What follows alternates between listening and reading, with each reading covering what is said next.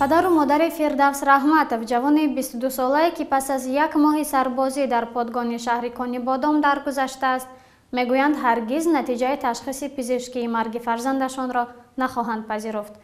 غنی رحمتов پدر فردوس در صفحه خود در شبکه فیسبوک در این باره می نویسد: قاتلان فرزند عزیزم او را لط و کوب کرده و به سلامتیش ضرر وزنین جسمانی رسانیده به مرگ رسانیدند.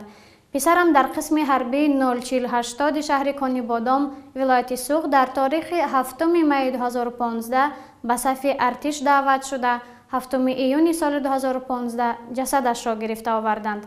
از سخنان فرزندم خبردار گشتم که در قوه‌های مسلح تاجیکستان گرسنگی، عذاب و مشقت و لط و کوب شدن سربازان از طرف سرژانت‌ها دیده شده. خواستم به کمیسر حربی مراجعت کنم، ولی پسرم مرا نگذاشت که باز لط و کوب میکنند. برای چی کماندیران از بالای کردار و رفتار سربازان نظارت نمیبرند که عاقبت این به چنین فاجعه رسید؟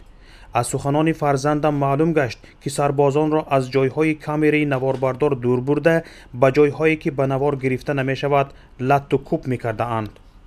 پدر این سرباز جوانمرگ اظهار کرده که من به خلاصه طبی راضی نیستم که در آن آوردند، گویا سبب مرگش بسته شدن راه نفس هنگام فروروی زبان است. مادر فردوس دلارام رحمتov و روز 2 ایون در صحبت با خبرنگارمان گفت که در بدن پسرش نشانه های لط و کوب آشکار و روشن نمایان بود.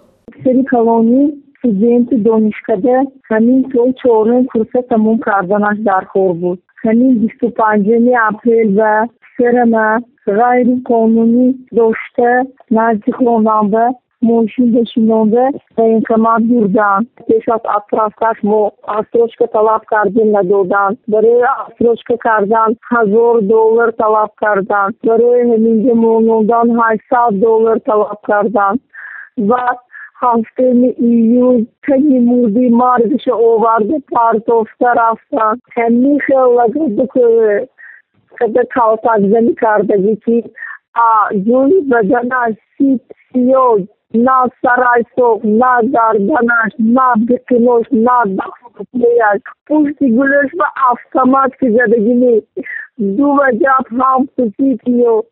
من برای خدمتی وطن مادر تو فرزندم باور کرده دادم و خورده 1 ماه به 1 پشه جوان مار کرده. نیست که تنوش عرضوی بدنش لخ کده آورده پرتافته. باز ای بازونه بکالا آزونه نگیرند. او از مقامات تاجیکستان طلب کرده است که تمام عاملان مرگ پسرش را پشت پنجره برند، زیرا مسئولین دادستانی در مرگ فردوس تنها 1 سرژانت را عیبدار می کنند، در حالی که در اول 6 سرباز در رابطه با مرگ پسرش بازداشت شده بودند. سربازآزاری در نیروهای مسلح تاجیکستان میراث است که از ارتش شوروی بازمانده، ولی سربازکشی پدیده است که پس از جنگ سالهای 90 بیشتر شده و انگیزه های محلگرایانه و قومگرایانه هم گرفته است. هرچند مسئولین وزارت دفاع میگویند در ارتش ملی سربازآزاری کم شده، ولی نوارهایی که هرگاهی منتشر می شوند این ادعا را باطل می کنند. اخیراً یکی از چنین نوارها سر و صداهای در جامعه پدید آورد، ولی مسئولین وزارت دفاع آن را کاری دست اغواانگیزان خواندند. منتظر آن بودیم که از کشته شدن این سرباز جوانمرگ چه خواهند گفت، اما به زنگ‌های خبرنگارمان کسی جواب نداد.